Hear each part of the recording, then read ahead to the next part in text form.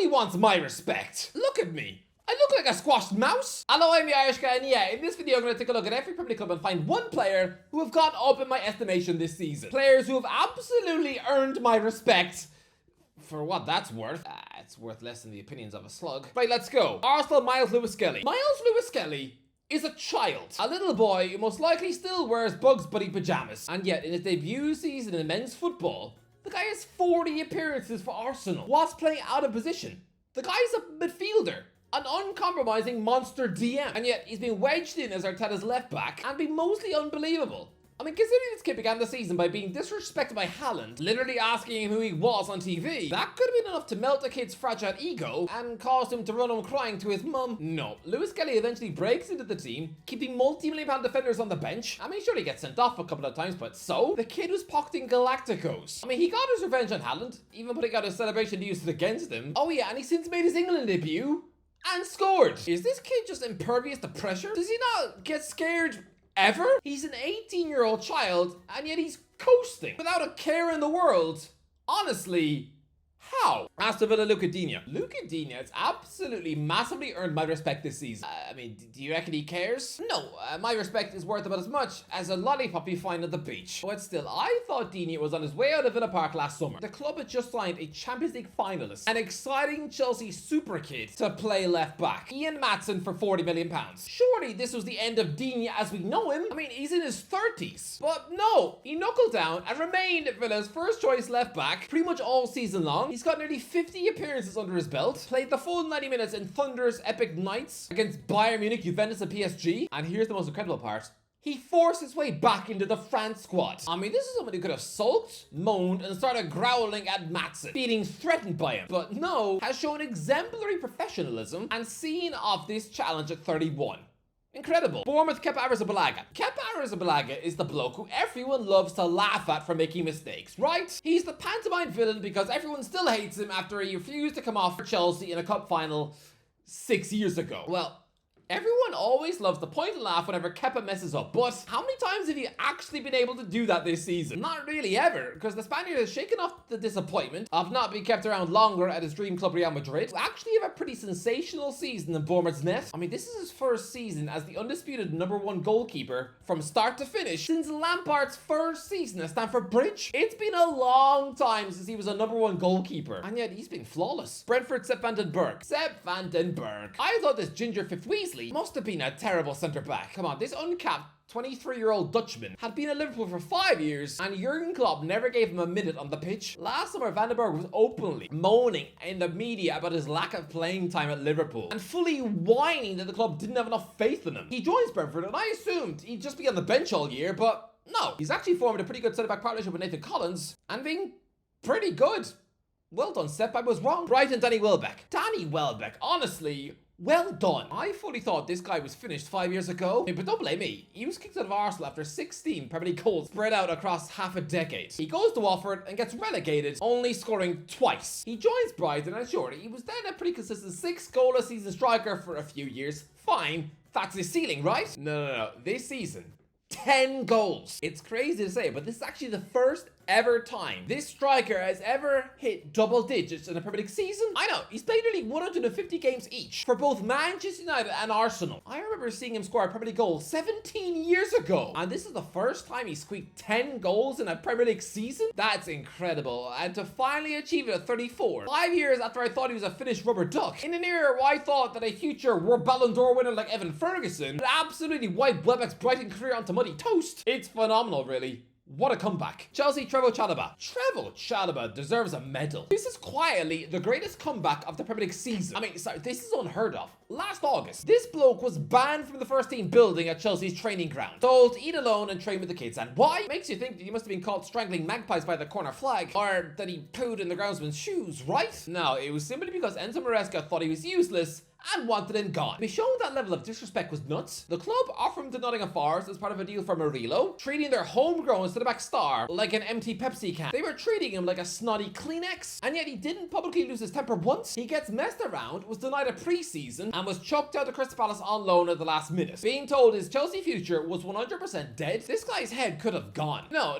He plays well for Palace, gets recalled by Chelsea, and well, He's just started 7 Premier League matches in a row. That was unheard of last summer. And he's actually about to do something John Terry never did. And that's play for Chelsea in a victorious European final. Okay, sure, it's a competition where the medals probably come straight out of a cereal box. I mean, that whole competition is worth about as much as the draft's burp. But still, this is one of the most epic Chelsea comebacks of all time. This is like if Raheem Sterling was to get back in the Chelsea team. He has made them change their mind and beg him back. Wow. Crystal Palace, Jean-Philippe Mateta. I absolutely thought that Jean-Philippe Mateta was a one-season wonder. Now he looks like he's probably going to bag 20 goals. Whoops. Everton, Beto. Lads, Beto has 12 goals this season. 12. Whoever thought that last season when he was an awkward, gangly toffees flop? I thought he was absolutely dreadful, wet garbage, but no, he's turned around his Everton career, so fair play. Fulham, Raul Jimenez. Raul Jimenez deserves some respect because I thought this former Mexican rockstar centre forward is absolutely finished. Look, this guy was world class in his first 2 seasons at Wolves. One of the most in-demand centre forwards in the world. Come on, 27 goals during the 1920 season was unbelievable. But then he cracked his skull like an Easter egg, and he was never the same again. Come on, he went over a year without a Premier League goal. He joins Fulham and had a good first half of last season, but then was very quickly replaced on the team by Rodrigo Muniz, and I thought Raul was done. He was now 34, but no, he's responded with 13 goals in all comp, 11 in the league. I never ever saw him netting 11 Premier League goals in a season ever again. Not when he went a year without a single one. I thought this former Mexican striker was now a semi-retired ghost, someone who belonged in the treatment room. Lads, at 34, he hasn't missed a match, starting 28 Premier League games. For a guy who probably has splitting migraines just opening a box of Cocoa Pops, this comeback is immense. Ipswich, Alex Palmer. It must be incredibly daunting and scary for a championship goalie to worm his way into a struggling Premier League team mid-season. Alex Palmer sat on the Premier League bench for West Brom in May 2015. That is 10 years ago. So to finally get your Premier League move, and suddenly you're told to stand behind a down on confidence, wet noodle defense on course for relegation, without a preseason at the club, it must be scary. Palmer was signing up to be exposed. He knew he was joining a rubbish team. He knew he was going to have half the Premier League players queuing up to smack goals past him. But he comes in and he's been fantastic. Leicester, Alexander-Arnold. How is Alexander-Arnold's brain not exploded out his ears? I don't get this. This former Celtic goal machine, someone who not too long ago, Inter Milan and Chelsea were sniffing around. Oh, he joins Leicester in August on loan, plays 26 minutes, and is then banished from squads. He's only made the bench once since November. This is someone with over 100 senior career goals. This is a guy who scored 28 seconds into his Premier League career. He was seen as a quality striker, so to not be given a single start by one of the worst Premier League teams of all time, I commend this bloke's professionalism. How is he not screamed in the media? I mean, Van Nistelrooy is letting 15-year-olds squirm their way onto the pitch before this actual £20 million striker. How is he kept cool? Liverpool, Trent Alexander-Arnold. Ooh. Trent Alexander-Arnold has done a bad thing. Right? Isn't that what most Liverpool fans think? Look, I 100% think that every Liverpool fan has the right to be angry. I mean, come on, seeing your homegrown right back join a European rival, it must feel like you're choking on cat food. But I've gained more respect for him. I mean, not for making the move, but the bravery of the decision. You know how easy it would be for Alexander-Arnold to sit tight and pen a £250,000 a week 5-year deal at Liverpool. That would be the easy decision. Just like how it would have been easy for Michael Owen to stay at Anfield before Benitez would probably eventually sold him to West Ham in 2007. Turning down Real Madrid and choosing to unruffle feathers is easy, but no, he chose to go. Real Madrid is clearly his dream. He could have easily chickened out of that move to stay at Liverpool, just so everyone would like him. But he didn't. Lads, I think Gerrard chickened out of a move to Chelsea. Seriously, because he wanted to go. He wanted to play under Jose Mourinho and win titles at Stamford Bridge. He only stayed because he started freaking out when he saw fans burning his shirt on TV. He didn't want his mum to spend the next 10 years having to wear a hoodie when out shopping for milk. I get why Liverpool fans are angry. But you can't deny, this is a brave decision. To sacrifice your Liverpool legacy to take a massive risk on your career like this. It's sure, he could be absolutely gobbled up and spat out in Spain. I mean, come on, a right back who can't really defend? Oh yes, that could go horribly wrong at the most pressurized club in the world. And within 2 years, he could have egg on his face, returning to England with a Spurs. This could go very Michael Owen, who 1 year after leaving his beloved Liverpool was signing for Newcastle. This could absolutely backfire, so you know what? I admire the bravery. Am I the only one? Man City, Nico O'Reilly. Yeah, same as Lewis Skelly. Nico O'Reilly is also a midfielder by trade and has been asked to fill in as a left back for Man City, and like MLS, he's been superb. Having been forced to watch Man City's season implode from the bench, he finally breaks into the team in April. And, well, he started 6 league games in a row. They 100% owe this FA Cup final to him alone. After 2 assists in the 5th round win over Plymouth, and another 2 assists off the bench in the comeback quarter-final win at Bournemouth. And yeah, he did pretty excellently to contain Forest from left back in the semi-final. Honestly, He's been great. Man United, Bruno Fernandes. It's hard to give any Manchester United player respect when they've contributed to the single most embarrassing season I have ever known to man. But Bruno Fernandes' numbers scare me. How can a guy captain a European giant like Manchester United to a probable 17th in the table and yet still put up stupid numbers like these? 19 goals and 19 assists. What? I mean, it's actually kind of annoying. I know Roy Keane finds it annoying because these numbers sort of absolve Bruno of blame. How has he done this? Never as a player ever finished 17th, 16th, 15th in the Premier League and weighed in with over 40 goal involvements. To put up those numbers for a bottom half team who cannot score, really impressive. Newcastle, Dan Burn. Oh, Dan Burn wins this list. No other player in the Premier League has multiplied my respect levels for them as much as Burn this season. Because last season, I thought he was a joke left back who was the reason for the Magpies' sloppy season. I vividly remember him getting outpaced by nimble, skinny wingers on a regular basis. He told me last summer that Burn would play over 40 times for Newcastle this season, especially after the failed transfer from Margay. I'd have thought, no, he's an average potato. Now tell me that Burn would score a goal in a winning cup final, cementing himself as an all-time Newcastle legend, would also make his debut for England, and oh yeah, I think he's probably going to be voted player of the season. To go from being an absolute Newcastle United liability, someone whose presence on the team sheet was making everybody groan, someone who most Geordies wanted flushed out the door as soon as possible, or at the very least relegated to the bench, to go from that to this absolutely colossal centre-back giant. It's incredible.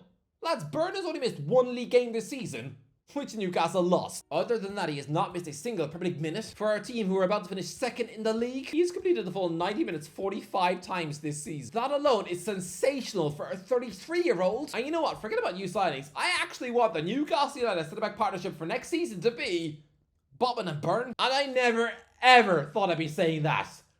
Wow. Here we go again! I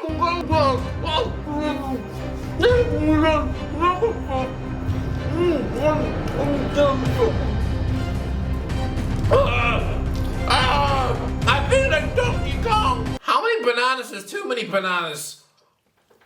This can't be good for me. Nottingham Forest, Nico Williams. Yeah, last summer I thought Nico Williams was a bit of a joke. I mean, after his Spanish namesake ripped up the Euros for fun, this Welsh fullback must have got pretty fed up with his name trending on Twitter. I mean, he probably had excited Spanish fans accidentally tagging him every 2 minutes. I think we ought to accept that this 24-year-old was a pretty rubbish ex-Liverpool defender who is now signing up for a career of relegation battles. But no, he's been class, properly forcing his way to Nuno Santos' team after Halloween. He's since started over 20 league matches in a row and looked pretty great at right back or left back. And yeah, I guess there is no bad Nico Williams anymore. Southampton, none. They got 12 points.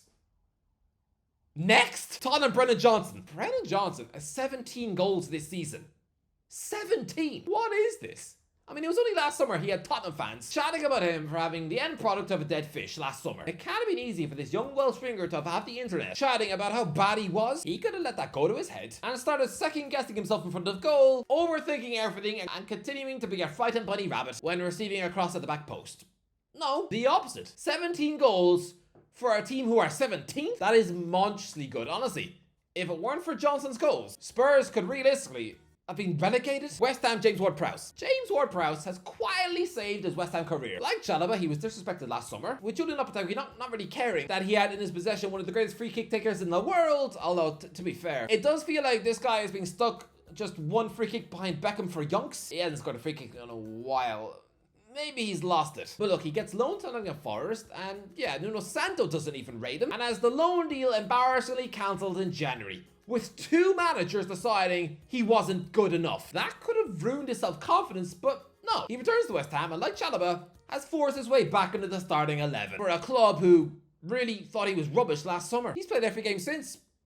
Fair play, James. Wolves, Andre. Andre looked like he was going to be your typical Premier League flop. Come on, this 23-year-old was a Brazilian international midfield wonderkid star Fluminense, linked with some of the biggest clubs on the planet. So to rock him at Wolves was weird. And to then get benched after no wins in his first 9 matches, he looked like he was going to be what Mateus Franca has been at Crystal Palace. Someone linked with Real Madrid in Brazil, comes to Europe and is absolutely useless. It's like he was the modern day Renato Sanchez at Swansea.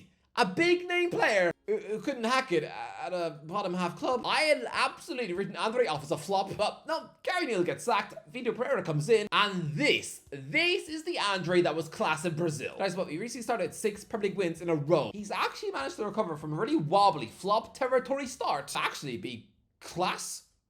Not bad, Andre. Anyway, that's the interview. Let me know in the comments what players have earned your respect this season? Let me know in the comments. If you enjoyed the video, don't forget to comment, like, share, and subscribe as always. I'll talk to you in a while.